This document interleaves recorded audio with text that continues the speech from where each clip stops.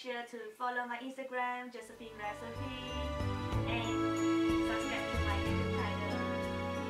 Subscribe button any of my video here or my channel page.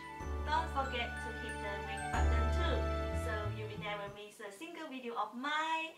And always leave a like, comment, and share to your friend, family, so you can encourage me to creating more delicious and yummy recipe, and then making more videos